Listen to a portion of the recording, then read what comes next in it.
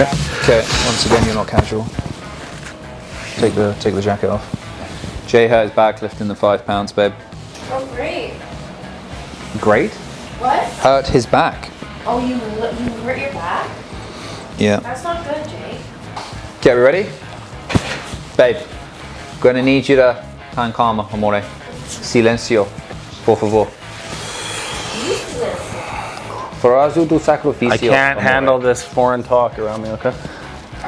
My God, so white. Okay. Okay, right. Love you. Here we go, Al. 3 minutes. Oh, fucking stop. Jesus. Jesus Christ. Ready? My God. Welcome back, Jay, to no, it's not even the McInnes Marketing Minute, because today we're back on the investment talk. Back on the investment train. We've spoken about...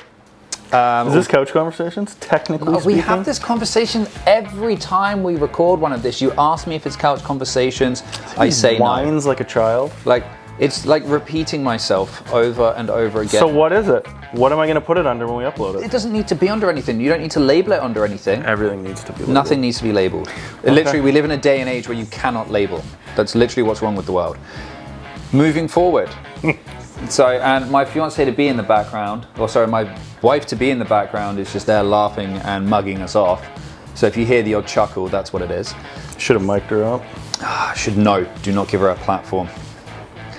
Anyway, back onto the investment talk. We've been talking about alternative investments. We have. So now we're going on the other side of things. Something that's very close and dear to our hearts is dividends. So these talks, we talk to obviously people with respect mostly to buying real estate and what they're doing with their money, what they've done with their money, where their money's coming from, how they're adding to equity to buy up to the next home. And all of these conversations, of course, come into play with these alternative investments to not all alternative, but alternative to real estate.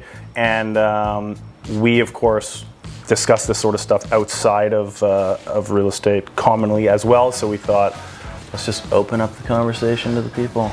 Yeah. Because it's a very common thing in addition to the real estate stuff that we always talk about. So, sorry to interrupt, carry on. No worries. So, dividends investments. First of all, Jay, what is dividend investing?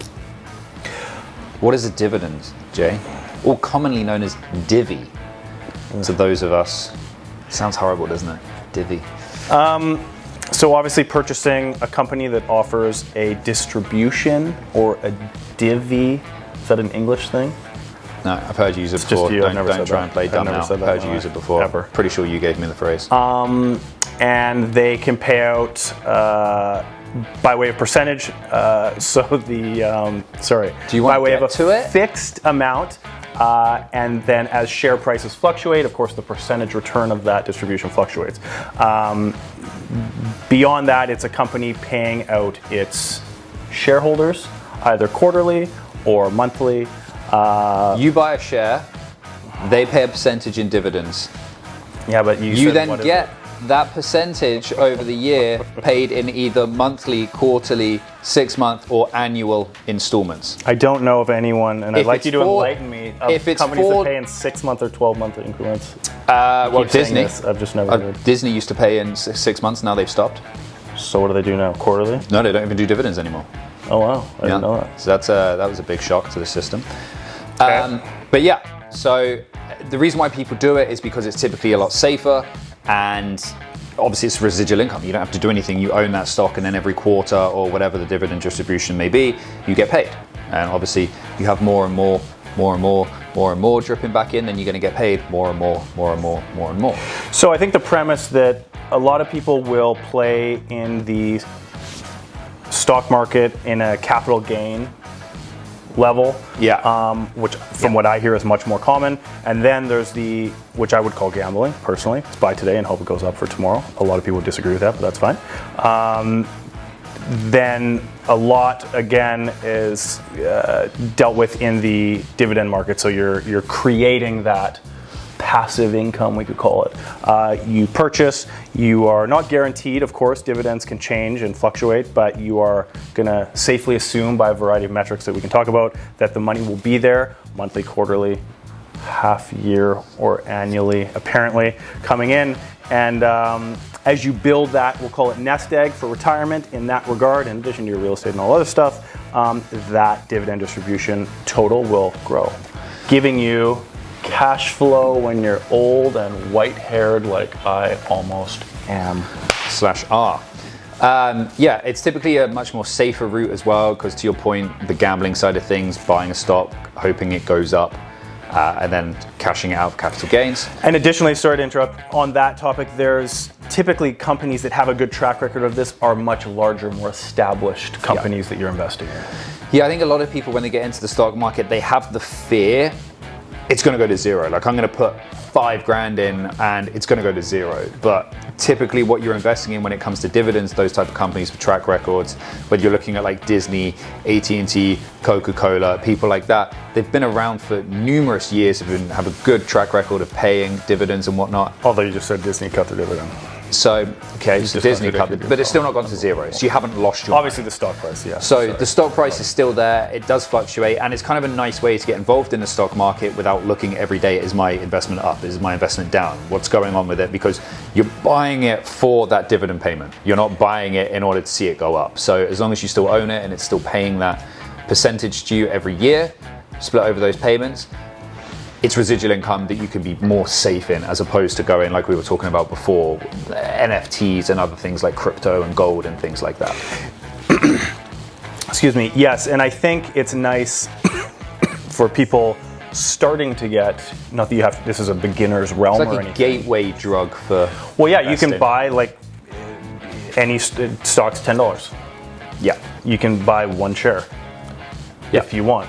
So you can start a lot smaller and then grow exponentially as your comfort level allows. But I think looking at it from that perspective, you're enabling yourself to chip in. You don't have to have a 5 to 20% down payment on a $600,000 or $700,000 piece of property to just get in and start the investing in your life. It's an easier way to get in.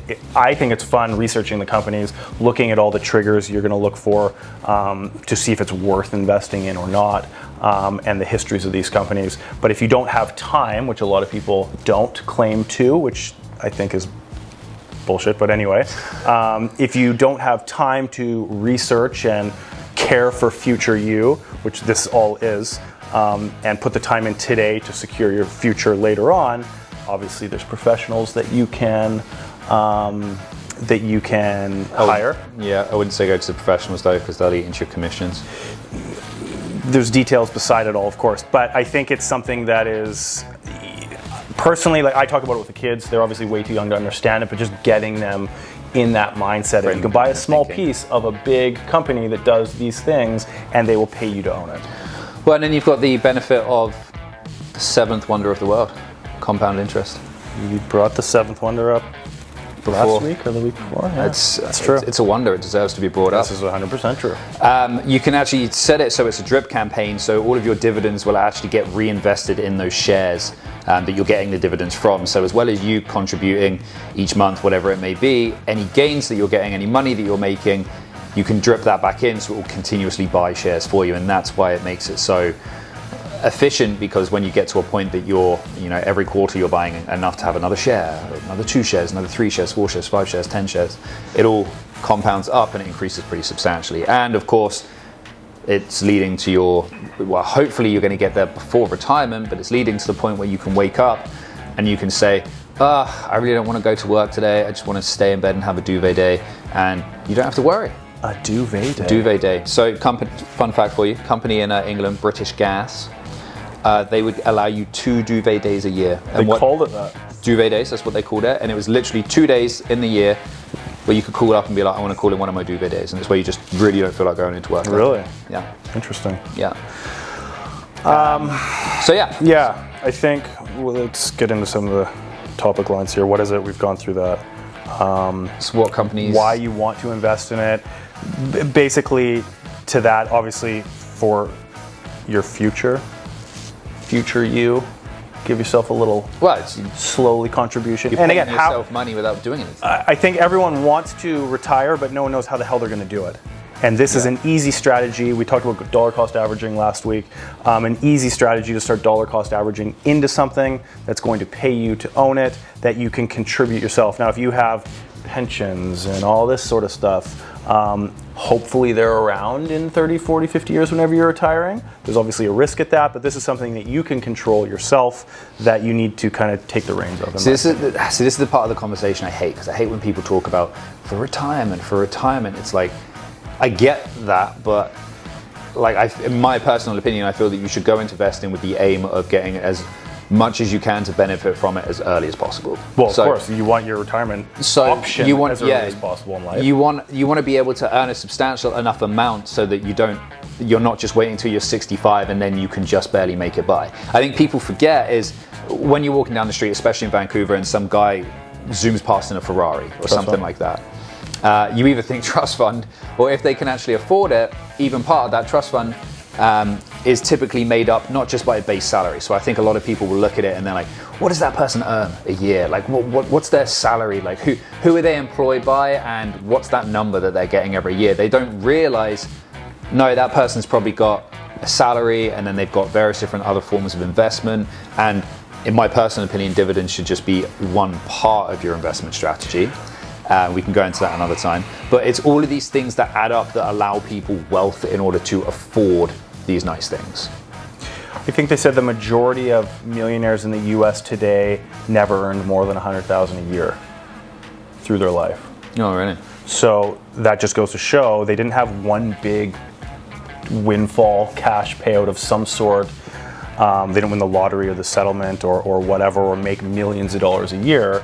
They dollar cost averaged, compound interest, your seventh wonder, was at play for as long as possible. The earlier you start, the better. And they built that wealth that way. Well, it's like Warren Buffett says, right? Everyone wants to be rich, they just don't want to wait for it. And of course, he just obviously, I think he's like $1 million a second or a minute or something like that. Something highly respectable. Just like a figure that you have to Google and you're like, no way, and then you realize it's actually the case and you're mind blown. But he said the same thing. He was like, I always knew I was going to be rich. I was just doing the same tactic over and over again, and I knew that I would get rich. But most people don't want to do that because they feel it's too slow, and then those years pass anyway. And then naturally, with everything investing, you're always like, I wish I'd started 10 years ago, 15 years ago. Yeah. Your case, 25 years ago, as you're now that age. I am older than you, yes, but yes, we should have all started sooner. So I think it should be a part of the strategy. You can do some other riskier ones, like we're talking about the NFTs, and then eventually we'll talk about crypto and gold and those other elements, and of course real estate too. But a lot of people look at it. I don't think they realize. So like, you could speak to probably a lot of people, and you'll say, "Hey, how would you like an investment property?" And they'd be like, "Yeah, that'd be sweet. It'd be great. I'd love to have an investment property." But yet, if you said to them, how would you like to have $600,000 in the market? Too risky. Too risky, or they wouldn't even understand it. But if you're essentially getting paid the same from those dividends payments, it's still the same form of investment. I personally think it's more riskier in the market. We've had this conversation before. But it's still the same form of investment, continuously repaying you. I think if you have $600,000 in the real estate market and $600,000 in the stock market, obviously issues can arise in each. However, I think there's more of a chance that you will deal with less day-to-day, month-to-month issues in the stock market than you will in the real estate market. That's a whole topic and conversation for another day. It is, and we'll make another video out of that. Now, moving on. What to look out for and what to invest and what to look for, basically.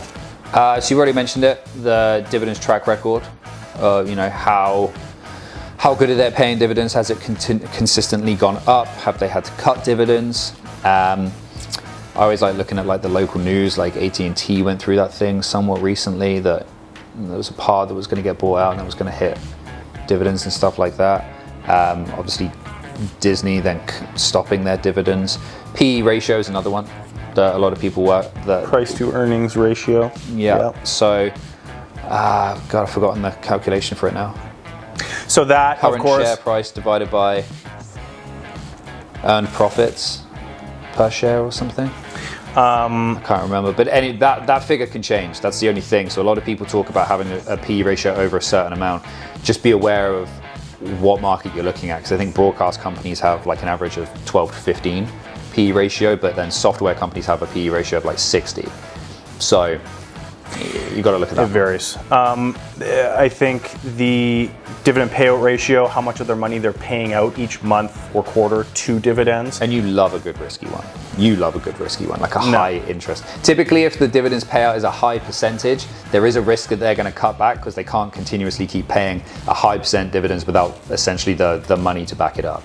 For sure. So watch that the dividend payout ratio is not through the roof. All this stuff you can very easily Google and look up as well to educate yourself. That's a sign that it's probably going to be cut at some point. It can be for sure.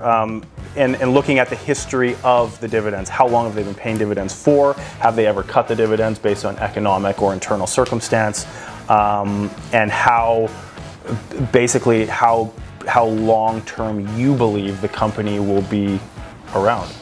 TELUS Mobility, BCE, Bell Mobility, do we believe they're going to be here in 10, 15, 20 years? I do, so that would be a big reason for me to look into them to investing. If the ABC Corp that offers 10% a year sounds fancy, but I don't know what the hell they do, or who's behind it, or how long they've been around, then obviously there's not as much conviction in an option like that, even though the percentage is high. Don't chase the high. I think the Canadian market's pretty good for that because the Canadian market is typically a lot more stable than the stock market. There's pros and cons to that. Like we don't see the increase you mean year over compared year. to the US? Compared to the US, yeah.